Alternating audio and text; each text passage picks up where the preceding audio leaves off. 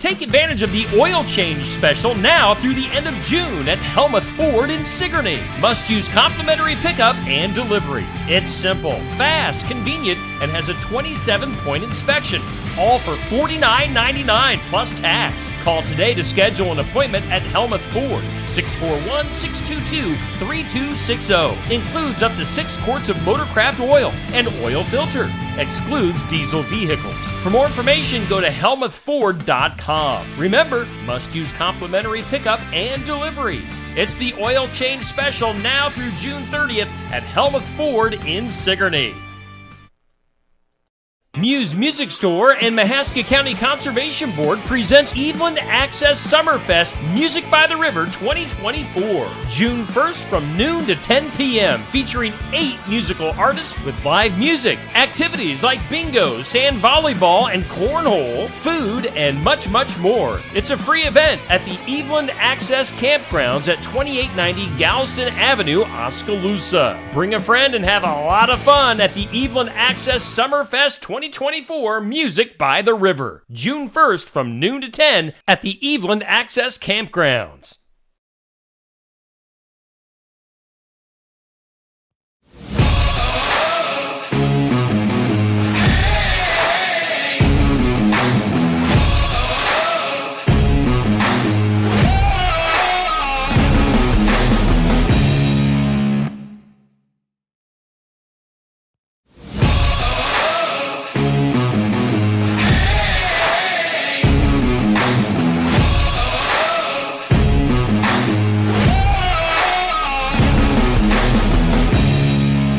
And welcome in. We are live from Smoky Row in downtown Oskaloosa. After the storms have blown through, we're getting a late start, but we are still live on the air tonight here on Steve Shuttler Media from Smoky Row for TNT, because it's Dynamite. Tuesday night tune-up. We're getting you tuned up for the racing week ahead. And as you can see on your screen there, we've got Safe and Curtis standing by. Guys, what's going on? Hey, welcome back to TNT. It is Tuesday night here. We got Curtis back with us. We didn't blow away in the storm. Steve and Neil survived. They made the trip down here. And we got some great things to talk about. Even though Mother Nature has won a lot of battles, we still got some other great stuff coming up in the motorsports world. Right, no Curtis? Doubt. Yeah, no doubt. But Mother Nature still remains undefeated in lifetime history. So that's true. A lot of good wins for her. Yeah. So I'm just glad. Hope everybody out there avoided too much damage and everybody's safe. So, especially our thoughts are with the folks that had the tornado over in western Iowa. So that's no good. But at the same time, everything does roll on. So here we are. Yeah, absolutely. And also, we just want to give a quick shout out to all of our racing family up in Spencer. A lot of real hard rains up there. Saw some areas that were flooded a little bit. So we just hope all you guys can make it back from Spencer safely. It was supposed to be a big race. 25,000 to win. Yeah, that was a deal that really was heavily pushed on the Facebook stuff this winter, and I think they got a good amount of cars to sign up. I think roughly about half what they were hoping for. So I was kind of interested to see how everything would play out. I know they didn't get Monday night all the way in, but they called it a complete race, and then they were going to try and pick up today, but couldn't with the weather. So they canceled that completely, and I think they're supposed to start tomorrow afternoon, mid-afternoon maybe. So yeah, that's what it sounds like. So good. I mean, they do a great job up there at the Clay County Fairgrounds of trying to get that track worked in as efficiently as possible, and overcoming, because it seems like that area they get a lot of rain throughout the year and what. So again, we're just thinking of you guys up there. I hope everyone was safe during that. No one lost any cars or trailers or anything like that from the flooding. So we're thinking of you guys up there. But now, we're kind of on a schedule here, and we have two great drivers here to join us tonight as well for some interviews. We're going to take a quick commercial break, hear from our sponsors, and we'll be right back. All righty, safe. We do thank all of our sponsors for making our broadcast possible tonight. Again, we are broadcasting from Smoky Row in Oskaloosa, and our sponsors include Milo's Tree Service. Give Chris Minter a call at 641-683-2627. We also thank Sinclair Napa. Visit them at sinclairnapa.com. We thank Sigourney Body Shop, Tony, Yvonne, and the crew at 210 Clark Street in Sigourney. Also, CJ at Sigourney Motors for sales and service. Call 641-224-8056. We then stay in Sigourney for Sigourney Tree Care. I'm sure Zeb Webb and crew going to be busy after the storms today. Owned and operated by Zeb. Give him a call at 641-622-2097. We also thank Christy Tarr at American Family Insurance. All your protection under one roof. Get a hold of her at teamtar@amfam.com. And then also James Family Greenhouse in Sigourney. James Family Greenhouse and Produce. Make sure you check them out on Facebook or stop by at 701 East Jackson in Sigourney. All of our sponsors making our broadcast possible for TNT, the Tuesday night tune-up here on Steve Shetler Media. Safe and Curtis, let's go back to you guys. Welcome back, race fans, to TNT, Tuesday Night Tune-Up, and we are live now here. This young man has been racing around this area for a few years. He hails from Sigourney, Iowa, driving a hobby stock. We have the number 88H, Cale Hemsley. I almost said J for some reason. I'm glad I caught myself there. Cale, thanks for joining us here tonight. Yeah, thanks for having me. So, Cale, you grow up in a family of racers, and you've been around it for your whole life. You're in the hobby stock division, arguably one of the toughest classes to win really anywhere in southeast Iowa, but really hard at the Southern Iowa Speedway. What's the year been like for you so far with your running and so forth? It's been a lot. It's been a good year. A lot of top fives, a lot of top tens. Southern Iowa Speedway is tough, though. I mean, we run second, third, fourth, fifth there, and you're doing pretty good then. Go up to CJ, run third last Friday, so that was really nice. We've had some bad luck there the past couple of years, so that was nice to get that out of the way. Yeah, absolutely. I mean, hobby stock is such a growing class, it seems, and so for you, what are some of the biggest things for you with seeing these higher car counts on your end in this class? What's making it really competitive as you see in that class right now? Some of the competitions, guys coming back down from stock cars, they make the drop back down, and that's tough. Other than that, there's a lot of good rookies in the hobby stock class, and there's guys that have never come out of the hobby stock that are really, really tough to beat. Everywhere. You go up to Marshalltown and like Eric Stanton, extremely fast, tough to beat. So. Yeah, no doubt. So, to give us a little bit of history before what your race career's been like before you ventured in the hobby stocks here. 3 or 4 years ago, give or take? 3 years ago. Before that was like 2009. I started racing go-karts. We did that for about 5 to 6 years. And then we kind of went on a dry spell. Dad tried racing again for a couple of years. He just never stuck with it. And then 3 years ago, we bought a hobby stock, and we've been doing it ever since. So at least for me, I remember my first night in a hobby stock at the Southern Iowa Speedway. It was 2017. Des Moines wasn't racing anymore, and so we had the Anderson guys coming down here, Shannon Anderson and whatnot. I remember getting into staging for my first heat race. I had never been so nervous in my whole life. Here comes Shannon Anderson, pulls up next to me with a cigarette in his mouth, and he's like, "Hey, buddy, you need to smoke. You look pretty nervous over there." And I'm like, "Nah, I'm good. I'm good." And he's like, "All right." And he throws the cigarette out, gets his helmet on, goes out there and dominate. What was it like for you, your first time at the Southern Iowa Speedway? It seemed like my first year, every heat race, I'd draw Dustin, and at least Dustin, Keaton Gordon's always real fast too. We traveled up to Vinton and we ran together. I mean, everywhere we went there, and I seemed to be in this heat race. So, some tough competition. But I just would always try and follow them for a little bit and figure out what they're doing. That made me a lot faster. So. Absolutely. Yeah, you're exactly right. There's no slouches when it comes to that. Even when the field gets divided up in the heat races, it's you're going to kind of maybe hit some races. Well, how's that going to shake out this year? We've been hitting Oski pretty much every week. Vinton, we're running up there for going to try some point stuff up there. And then Friday and Saturday and the rest of the week just kind of hit and miss. And last week we went to CJ. I think this week we're going to go to Marshalltown.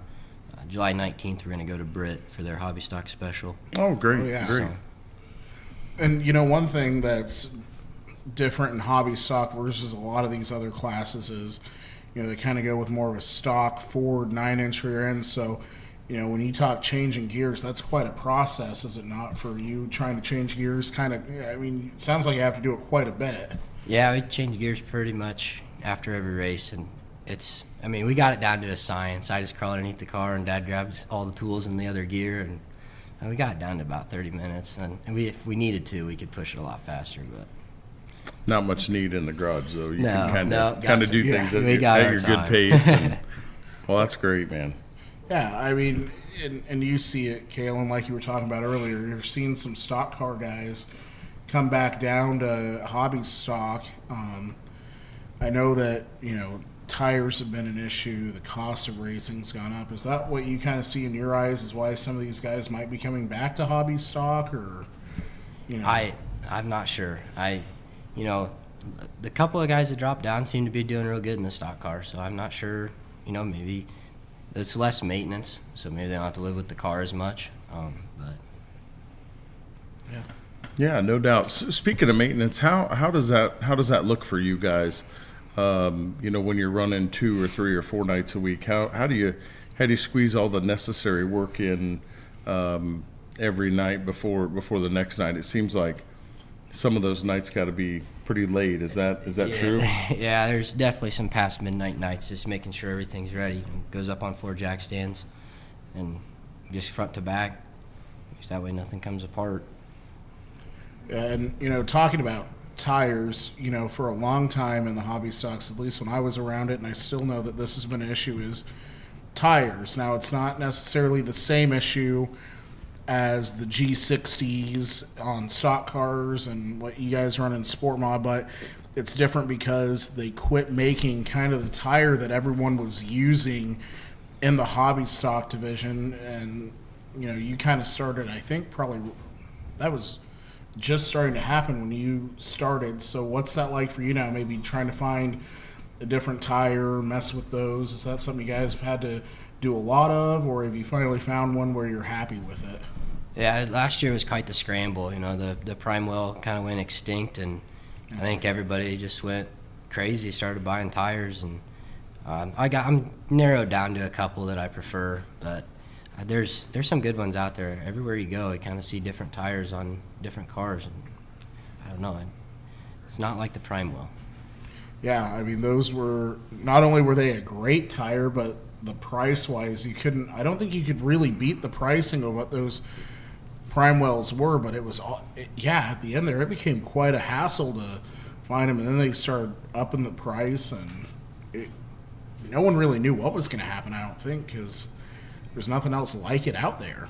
Yeah, I think you're right. I know your dad pretty well, and I know he's kind of been studying that deal for the last couple of years pretty hard, and I got a feeling he pays pretty close attention when you guys go somewhere to what the fast guys are running, and makes a mental note or maybe grabs a notebook and scratches something down in there. So, but you're exactly right, Safe. You know, that was the standby for the better part of a decade or so, and that's just the tire that everybody ran. It was inexpensive, it worked really good, and almost everybody had it. And now it's kind of opened that up. Do you think that that's played into a team like yours hands, or do you think, Kale, that you would rather kind of have the known thing, or what are your thoughts on that? I kind of liked it when everybody just ran the prime well. It just kept it sweet and simple.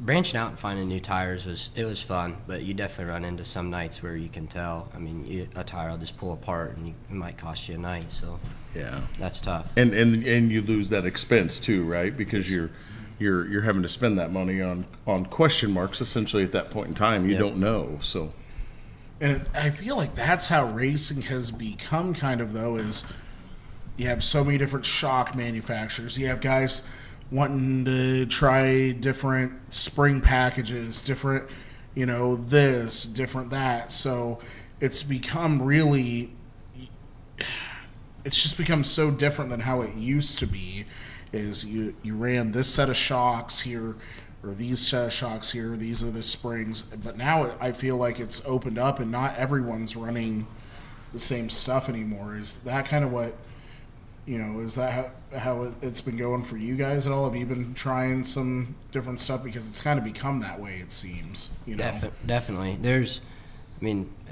a handful of different shock builders out there. I mean, when you go up to like the Sport Mod stock car, it gets even crazier. But just with the hobby stock, you got BHE, Goldfish, Precision, SMX. There's a ton of shock builders out there, and none of them are equal. So it's just crazy where we've come, because we went from prime wells to now you're trying to find your own tires, and the cost has gone up, and same with shocks. I remember it was always, you got out the catalog at wherever and you ordered the Bilstein shocks, but now we don't have that anymore. Well, we actually still do, and there's a lot of guys that still do that, and it's very economical compared to some of these custom built shocks. Right. These custom built shocks, you get, $200, $225, $250 in a hobby stock shock, and you can.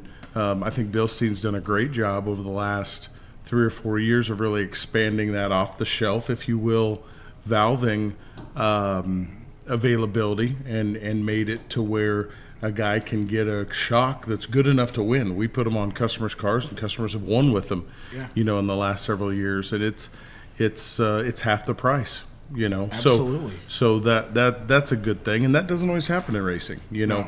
Now the advantage to doing the custom shock package through a shock builder is that you get exactly what you want, and you can send that back to them, and they can make that adjustment. Or you get torn up in a wreck or something, you can send it back, and they can replace just what needs to be replaced. So you're not replacing the whole shock. So there's some savings there, and that customization to your driving style, right? Yes.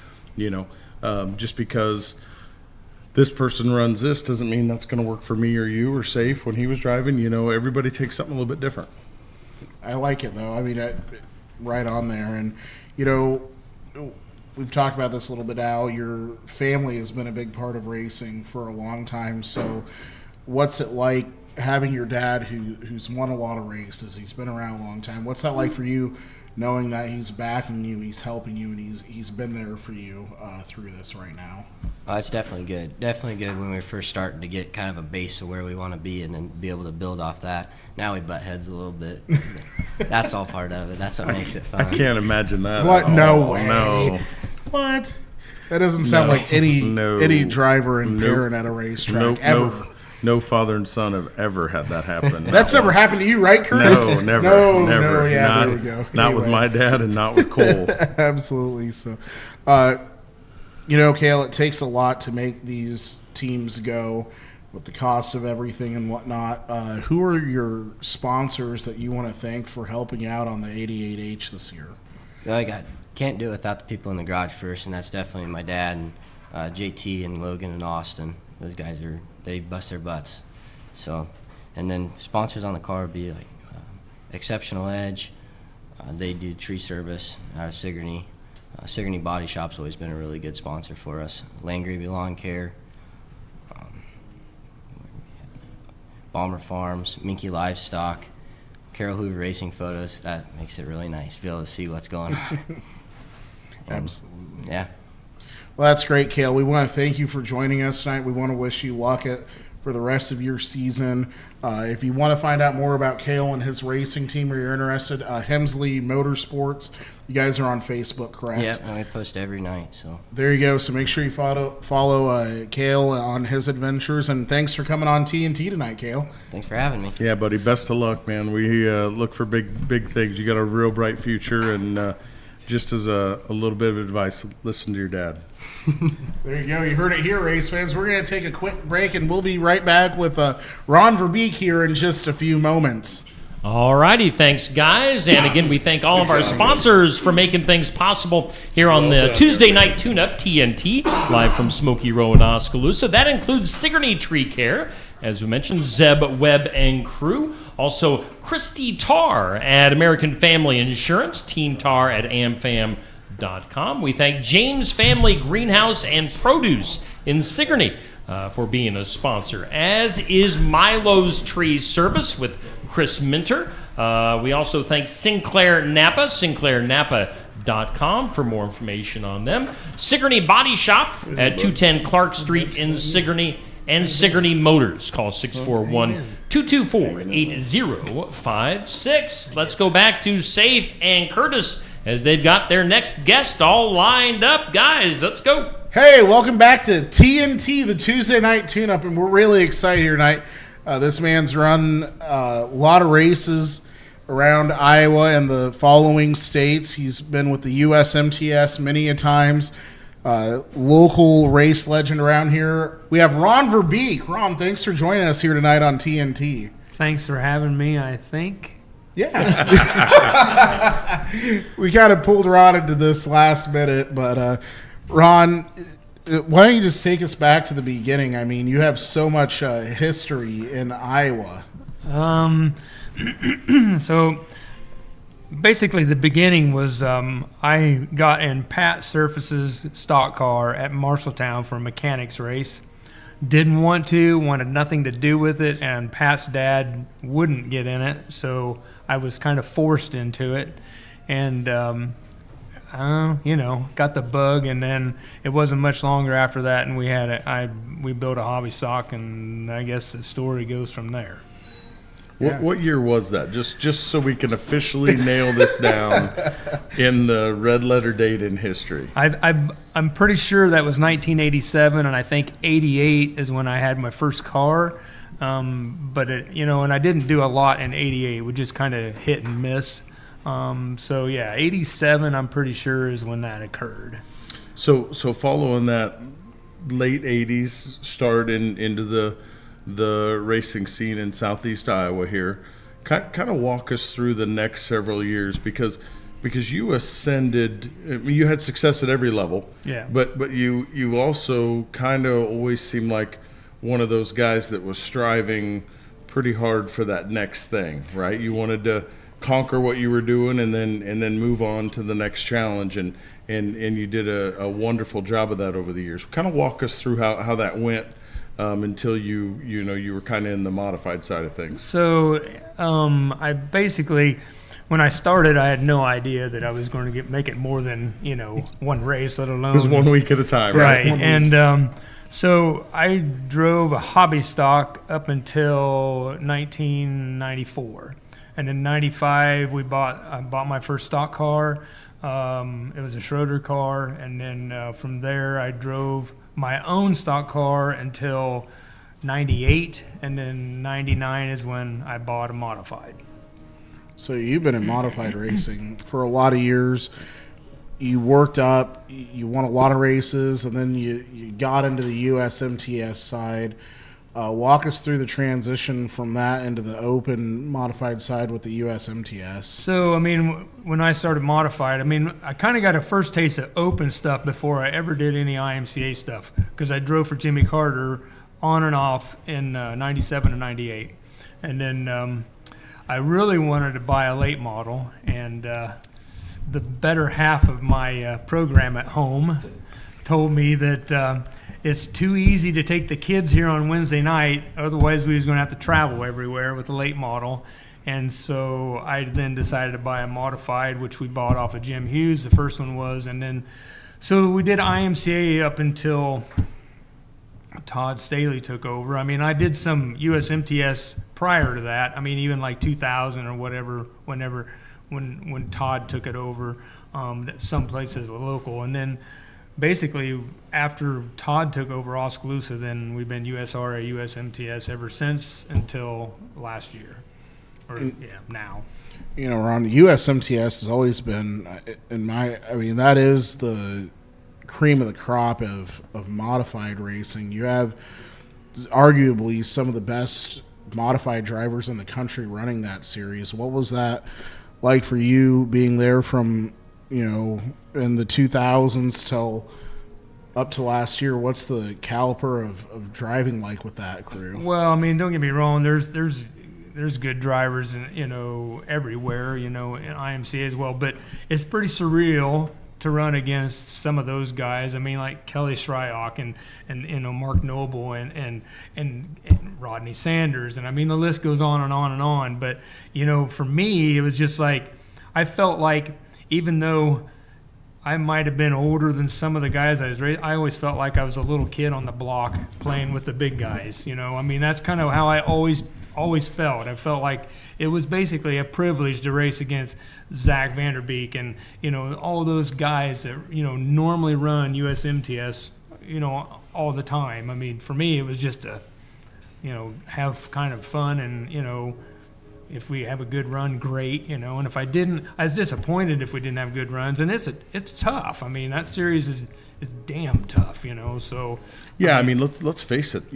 Those guys are all essentially doing that for a living. Yeah, right. For the most part, correct. They've got either their own money or they drive for somebody, or they're sponsored by folks that can afford to put together that type of operation, and that's what they do. And if you do that every single day, and that's your focus every single day, right, you can't help Right. but be really, really good at it. I mean, and those guys all were. Right. They are the WOO, you might say, or Lucas Oil Racing, of modifieds. Yep. In all reality, Absolutely. they are the echelon that everyone kind of, I shouldn't say everyone, but a lot of people strive to Yep. to go after. Yeah, I mean, it's one of the toughest modified series out there. I mean, just from the Yeah, for traveling wise, it probably is Yeah. the Yeah, toughest. travel. especially in this area. Yeah. I mean, you can have the whole UMP versus USMTS thing, and you can have the, with soda versus. right. know. I mean, you can have those arguments all day long, and until they, get some commonality in the rules, we'll probably never know that. However, the range that USMTS used to cover in those days, and maybe they still do, that was from Texas to Canada, wasn't it? Yeah, basically. I mean, Texas, Minnesota. There was a time we would be over in Illinois and I mean Missouri, Arkansas. I mean, Nebraska. I mean, we kind of went everywhere for the most part. In the central part of the United States is what Yeah. Todd and Janet pretty much focused on. But yeah, I mean, just you race wherever you could. And it's crazy some of the shows they do. I mean, Alex and I were fortunate a few years ago. We went down to Mississippi Thunder Valley for the Dairyland Showdown, where it's the USMTS and the World Outlaw Late Models, and that is a heck of a facility. One of the best tracks I've ever been at. But I mean, you have two of the top groups there. I mean, heck of a show by both of them. Right. And you've been to a lot of races, you've been to a lot of tracks. What's maybe a couple of your favorite tracks that you've got to go to over the years? So, favorite tracks. The one out here is not one of my favorite tracks. I've always had a love-hate relationship with Oskaloosa. I really have. Eldon was one of my favorites. Minnesota, Chateau Speedway. Deer Creek is fun, but it's the same deal. I think with a lot of people, it's a love-hate deal with it, but it's bad to the bone fast, I always liked Des Moines when it was open. Bloomfield, we didn't get to run there a whole lot. I kind of liked it. Another one that I really got to like was Memphis. I mean, seemed to be a really good racetrack. But yeah, I've had a lot of success out here. I just never could find the right element to be successful every night. Right. And that's a tough deal here anyway. I mean, I think everyone at this table, well, we all have raced at Oski. Yeah, it's a struggle. It's a dogfight every night. And, for you, Ron, you've transitioned out of racing, but, You know, you've helped out a lot of guys like Zach Vanderbeek. Why don't you tell us a little bit about that relationship? Because I know you've kind of helped him with some stuff maybe and crewed for him a little bit here with his the Vanderbilt race car stuff. Yeah, so Zach and I go quite a ways back. I mean, he's a little bit younger than me, and when he first started, he was a baby-faced, snot-nosed brat. I say that lovingly, but the thing that I could embarrass him on with the snap of my finger, and I mean, that was one thing I really liked about him when he was younger, because he was easy to embarrass. And now I could probably do things that I shouldn't even talk about to him, and it wouldn't even faze him now.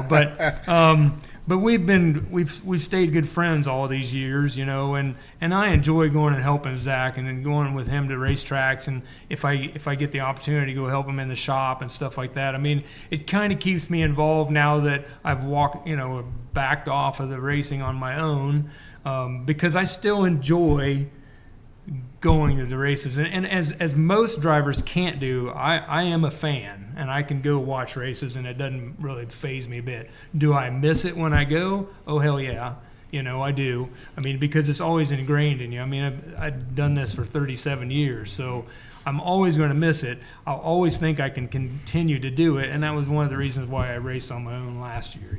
But Zach is a great guy, and I appreciate him greatly, because last year would not have happened if it wouldn't have been for him and him allowing me to basically get one of his cars and fixing it and racing. And I had the season that I was kind of hoping for to begin with, but it actually came to blossom, and I was pretty proud of what we did last year on a short notice. Yeah. And I think you should be. It was I don't want to over dramatize it or anything like that, but it really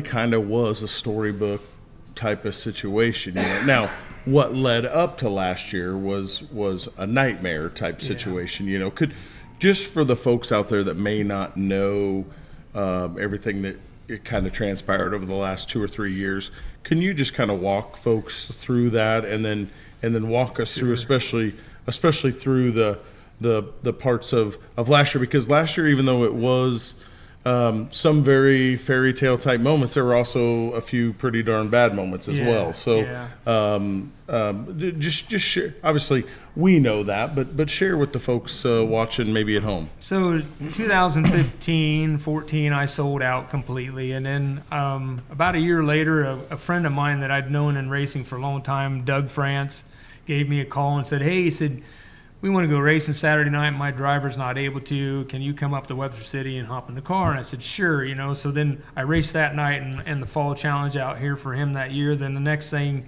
I'm back in the seat for him in 2016. And we spent 8 years together. Well, then the fall of, this is 22, we were at Webster City. We raced the Fall Futurity race on Friday night, and I had a wedding I had to go to Saturday night, so Doug was going to put another person in for Saturday, and that was basically our hurrah. That was it for us. I mean, Doug was selling everything, and I was ready to kind of be not so much done, but had a lot going on around the house and at home. And so then I get a phone call, and Doug had basically had a heart attack in the garage that next morning. Long story short, he passes away. So then I knew I was going to have to be the liaison to help his wife get rid of everything. So I basically told my wife, I said, it's just easier for me to buy her out, because I kind of had a little bit of partnership with Doug. And I said, then I'll sell it all off. Well, then I buy her out, and I told my wife, I said, I really don't want to end this way.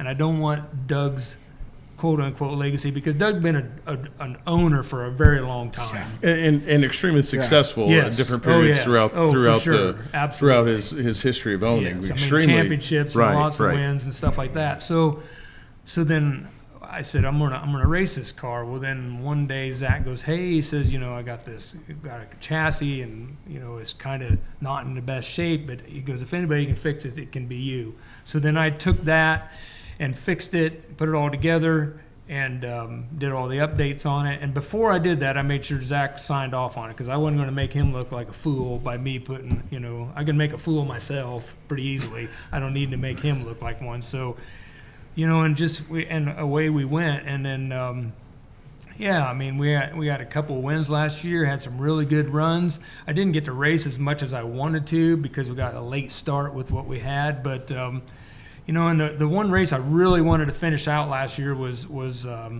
Deer Creek Speedway, for the fall jamboree, and we got rained out the last 2 nights. But yeah, it was how do I want to word it? It was a trying year, but it was a heartfelt year, and I'm pretty sure Doug's been pretty proud of what we did, I really do.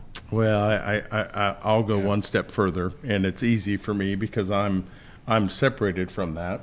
I have no doubt that he's extremely proud of that, and was probably watching from above, and maybe even guiding you a little bit with some of your decisions and changes and stuff like that, like he used to do. So yeah. I mean, there was a few times I was sitting in a seat and I'd be like, "Whatever you do, don't let me mess this up tonight." Yeah. I mean, there you go. So yeah, I mean, it was a good year. It was tough to see everything leave the shop a couple months ago, but at the same time, I still think I can get it done. In fact, I know I can. It was time to move on, I guess, more or less. I'd love to drive something else if I got the opportunity, but if it doesn't arise, then the good Lord has a reason for that, Yep. Well, and it's got to be better knowing that if that doesn't happen, that you were still able to finish on your terms at that point in time instead of under tragic circumstances. Absolutely. I mean, that was the biggest reason. I mean, it was not just for him, it was also for me to say this is the way I want to finish things, So Yep. Absolutely. And Ron, we want to just thank you for coming on here tonight, but thank you for everything you've done for the racing community over your span of your career. I mean, I grew up watching you. Yeah. And that was always really cool. And then to see where you led your path, and then everything, the success you had with USMTS and everything there, and now you're, helping out Zach and some other guys and whatnot. It's just an incredible thing that you do, and the racing family, it's still strong, and we all care about one another, which is great, and it's awesome to see you still part of the racing family around here. Yeah, I mean, the racing, you're right about the racing family. It's a pretty tight-knit bunch, and they help each other when they can. I mean, there is obviously a lot of fights in the racing family. A lot of things don't always go the way that we all want them to go, but at the same time, if push comes to shove, I'm pretty sure we all have pretty much each other's back, really do. I mean, and a lot of people don't understand that. Out in the real world, it's like, oh man, what an expensive hobby. And it's like, it's not a hobby, it's a passion. That's a different, it's different. It's not something you do. It's part of who you are. Correct. And that's one thing that I am so super proud and I've known a lot of great race car drivers and car owners and crew members in my racing career, and I would rank you right up there with the very best of them. But above that, one thing that always impressed me about you was the way that you were an advocate for those at home that may not necessarily understand that, or that may not make sense. Racers know racers.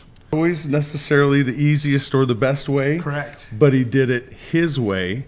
That's right. And he never hesitated to help those. We could see you one night in a car for one night. That'd be pretty awesome, who knows? I've went and helped Zach a couple of times, and it kind of makes your brain think a little bit, for sure. So. Oh boy, look out. We'll be back with some results and some juice next here on TNT, the Tuesday Night Tune-Up. All righty, thanks guys, and let's run down our sponsors that make our broadcast possible here on the Tuesday Night Tune-Up. If my computer would work with me, we do thank Sigourney Motors. Give them a call at 641-224-8056. We also thank Sinclair Napa. Go to sinclairnapa.com.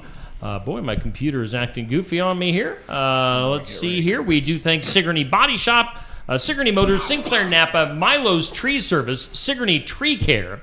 There we go. American Family Insurance with Christy Tarr. We got James Family Greenhouse in Sigourney. And again, as I ran through earlier, Milo's Tree Service, as well as Sinclair Napa, Sigourney Body Shop, and Sigourney Motors. Let's go back to Safe and Curtis. I can't wait to hear what's the juice.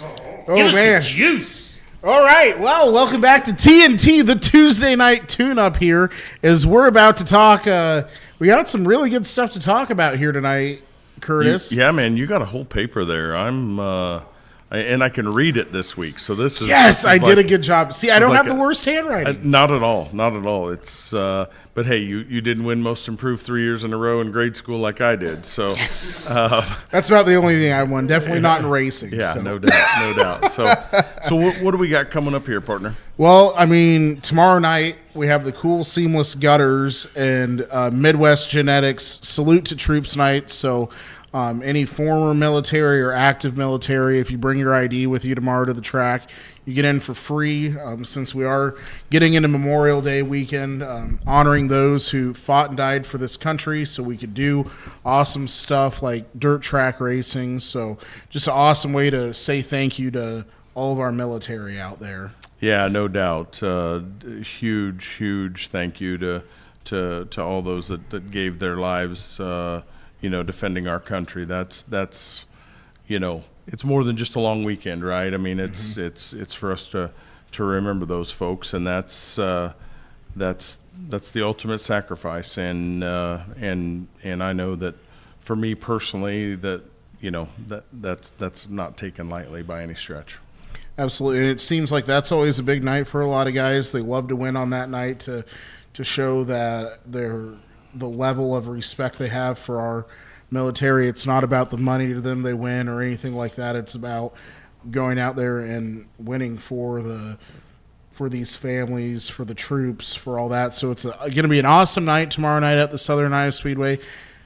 For what I know, they're still on for tomorrow night. We were pretty fortunate and didn't get hit with as much rain as some other areas. We did get a good chunk there, but I don't think we got as much as some of our friends up north did. So we're hoping that we will still have racing action at the Southern Iowa Speedway tomorrow night. Yeah, so. no doubt about that. What else is going on? We had the big race up in Spencer, maybe potentially concluding tomorrow night. Yep, the 25,000 win stock car race. A lot of great drivers up there at that show. You have the Murdy boys, Ricky Thornton. As far as I know, he's still up there. I'm not sure with his scheduling if he'll be able to stay or not with the Lucas Oil Series. But yeah, I mean, just a really good group of stock cars are up there. Yeah, And all cars, really. I mean, it's Yeah, you looked at those heat races up there in every class, and it was literally a who's who of competitors. So that's hopefully shaping up to be an exciting show. Absolutely. And then, just some of our national stuff. We're not going to go too deep. World Outlaw Sprint Cars, they're out in Ohio right now for the Ohio Speed Week. That's always a really big deal for them. It seems like the Ohio Speed Week and then Pennsylvania Speed Week are their two big ones. David Gravel, not shockingly, won Saturday night at Sharon Speedway. I think that's 6 in a row for him. It's not 6 in a row because Buddy Kofoid won the night before, so he was on a six run there. So he's definitely got it figured out and running really well. When's the next week, or when's the next race in that Ohio Speed Week? They race the 24th and the 25th, so that would be later this week. Friday, Saturday? Yeah, Friday, Saturday. They run at Atomic Speedway for 2 days. It used to be they raced a different track every night, but this year they're spending the weekend at the same track. I don't know what's going on there, but it looks like the late model series is doing the same thing this year. So I don't know what's going on. It's kind of different. Maybe a little format change. But Atomic is a great racetrack for those guys. I know they always look forward to that. It's kind of a big event for them. So, and again, talking about the late model series, they went to Path Valley Speedway over in Illinois. Or no, not in Illinois. I can't remember where Path Valley is, but Illinois driver won. The smooth operator, Bobby Pierce. No shock, it didn't take him long to get back onto the top there with the World Outlaw Late Model Series. No, they're going to get their momentum back and be right up there from here on out. What do they got coming? Do they have some races this weekend? Yeah, they'll be in Utah at Ultimate Motor Park. That's a new track for them. They haven't ran there before. I've never even heard of it. I just know it's in Utah. Wow. So if you want to watch that, you can go on Dirt Vision and find the both World Outlaws, the sprint cars, and the late models live on Dirt Vision this weekend. So got some good stuff going there. And then it's hard to talk about racing without talking about the High Limit Series. Again, they had another first win driver over the weekend. I actually got to watch that race on TV. Rico Abreu coming up with a big win at Utica Rome out in New York. Probably one of the toughest tracks that they go to on that very hard, compact, almost concrete surface track out in the Big Apple. He looked really good. In that feature, he had that thing on rails. So yeah, he really walked the dog with that one. And then they race this weekend. They're going to be at Port Royal over in Pennsylvania. The Weichert Memorial, right? Bob Weichert Memorial, big race. It's about as big as it gets in that area for shows. That's a high-paying, very prestigious race. Mm-hmm. I know there were some guys heading back west from that high limit stuff that stopped in there and ran Port Royal last week on their weekly show. So it'd be interesting. So that pretty much sums up what we got going on the national scene. Absolutely. What you got in the juice, bud? Oh, the juice, man. We got some good stuff. The first thing, and it's not a shocker, we're going to talk about this right now. It's Young Money Kyle Larson. Is there anything he's not amazing in? Because it doesn't appear that it's crazy. Maybe space shuttles. He's won the Knoxville Nationals. He's won obviously the Chili Bowl. Yeah, I mean NASCAR Cup champion. Yeah. It's just hard to say these prestigious races without Jumps in saying a dirt late model Kyle and Larson wins. won this. Kyle Larson won that. He won this. Now he gets into an IndyCar. Didn't have much practice. Not very happy about that either, which he expressed quite a bit. Yeah, and then he had an issue in his qualifying run on Saturday where he had a mechanical issue. Mm-hmm. Had to abort that, came back and timed good enough to run in the top 10 deal then Sunday afternoon. And where's he going to line up for the Indy 500 this week? Fifth. Yeah, middle of the second row.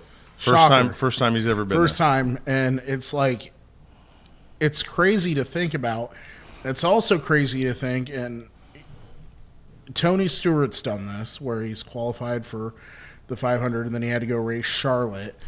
Kyle Larson will race 1,100 miles on Sunday in 2 different states in the same day.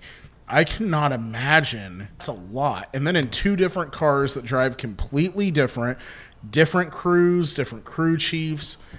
Neither of them are the same at all. You have nothing that's similar. So it's amazing. There literally is. I'm convinced there's nothing he can't do. I agree. It's almost scary. And then you have guys like Tony Stewart, who's been really big in that sport, in the motor sport world for a long time. And he's like, this kid's better than me. Yeah, exactly. And that's the thing. Whether you like Kyle Larson or you don't like Kyle Larson, right? That's totally up to you to think or do whatever you want there. But I think we all need to understand that this is probably a once-in-a-generation type situation, and we just need to see this for what it is. And did he make a mistake in that heat race? Over in Indiana in the high limit deal and kind of slid up and run into that kid and turned over and tore his stuff up and tore that kid up. He absolutely did. But he also climbed out of the car and said, "Yep, that was me. I did that." But it's the most human thing that could happen to him because everyone has pinned him as this. There's nothing better than Kyle Larson. And then we've seen the streak this year of Kyle Larson is a human. Kyle Larson makes mistakes.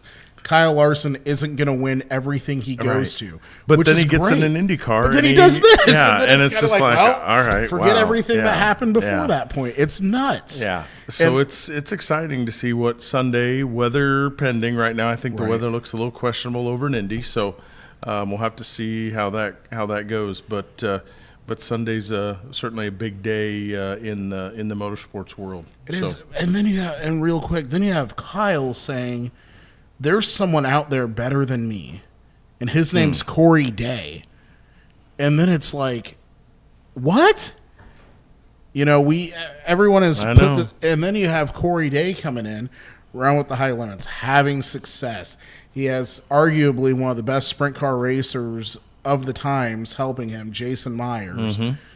And that kid is on a trajectory to possibly be the next Kyle Larson. I'm Yeah. really, and then he goes and gets in a pavement car and runs top 10 and then wins. Yeah, benefits from the invert, starts on the front row, and Yeah. then drives off into the sunset. So It's like- it's pretty impressive. And right now, I'm not prepared to put him on a Tony Stewart, AJ Foyt, Mario Andretti, Kyle Larson type No. thing. But I think that his future is on a definite, hugely upward trajectory. And So- imagine if in a few years from now we're talking about this and it happens. There's a good potential of could, that. yeah, very it's well crazy. could. Very well could. So, And then the other thing we get to talk about here is completely unrelated, but it stays in NASCAR. And this is getting back to the good old days of NASCAR when if you had a problem with someone, you just go deck them in the side of the head. Ding, ding, ding. I wish we could bring the sound up on the computer right now from Steve. Ricky Stenhouse Jr. versus Kyle Busch. Only the second lap into the All-Star race.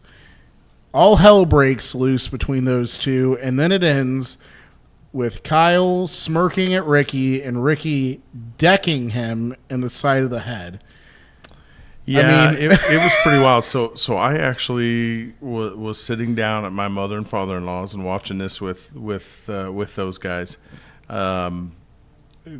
After going through a lot of the graduation stuff over last weekend, and congratulations to my oldest Connor, who graduated with honors from Oskey High Hey, School. good job, So, Connor. yeah, so that's awesome. So, Proud parent moment. very proud. But yeah, so when I watched it live, I thought Stenhouse did run him up the track, and he bounced off the wall, and then he went into the next corner and rolled right back up on him, and then went down into the turn 1 and 2, and run in the back of him and turned him head on into the wall. And I thought, well, that's maybe a little bit much for the second lap. I kind of understand the frustration. Then I watched a replay of it from someone's camera behind him, and I don't think Stenhouse ran him up into the wall. I think No, that he was just a agreed. little high, and Stenhouse snuck through there, and the 8 wasn't lifting, and he bounced off the wall and maybe thought Stenhouse had done him wrong or whatever. And then when you listen to the video of them after the race, it was kind of classic Kyle Busch. Like he was. just didn't care about whatever and had no idea that it probably wasn't, Stenhouse that did anything. And then Stenhouse, he's one of those guys, I think when he says something, he's going to do it. And he said that in the interview, I'm going to, hopefully Kyle's car owner will hold my watch. That kind of goes back to, several years. But, he basically told everybody then that he was going to hit him, and he did. So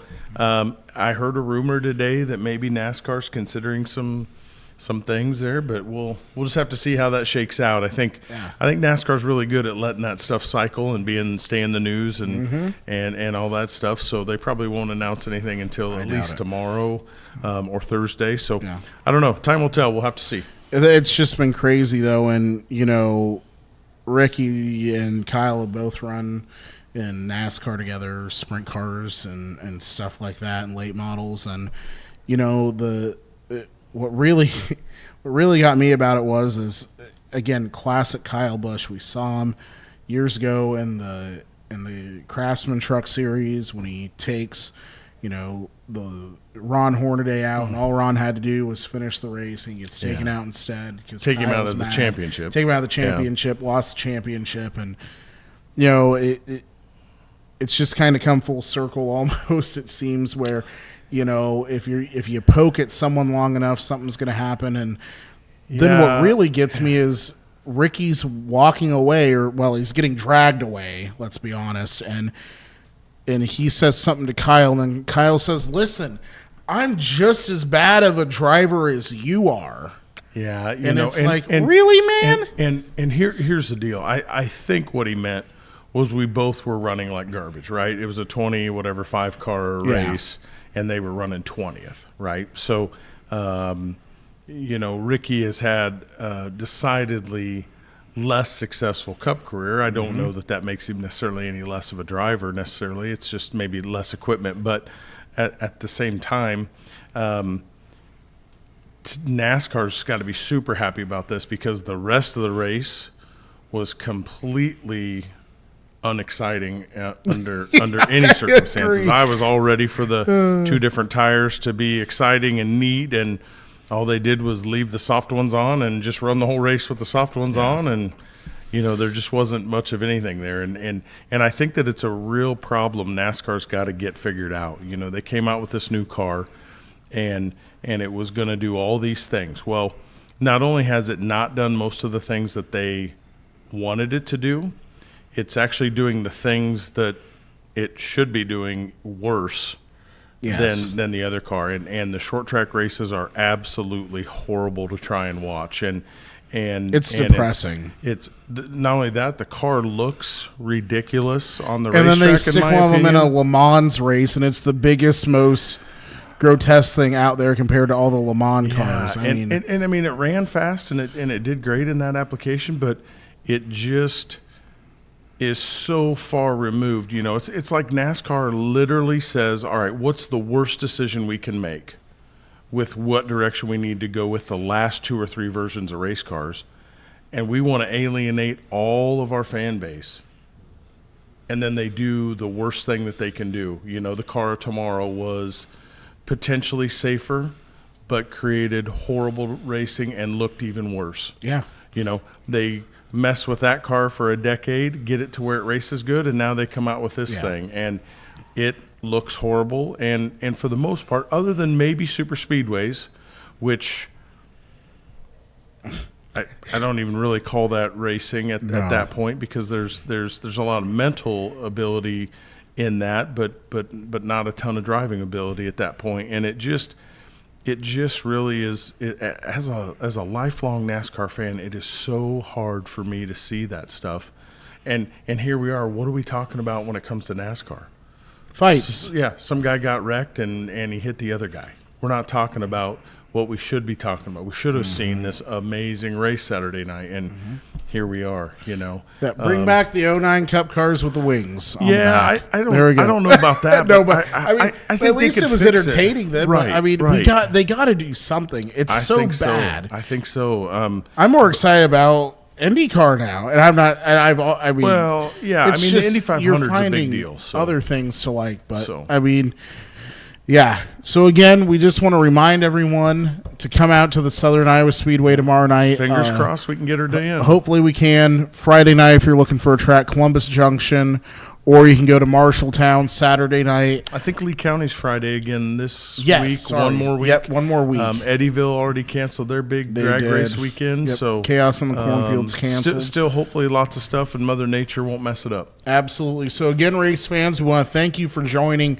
on TNT, the Tuesday Night Tune-Up. Unfortunately, I will not be here next week, so we'll let Curtis maybe run the show by himself and see how that goes. You'll do fine. So anyway, Steve, why don't you take us home? Hey, alrighty, thanks guys, and another successful Tuesday Night Tune-Up here at Smoky Row in Oskaloosa. We thank all of our sponsors for making our broadcast possible. We'll do it again next Tuesday.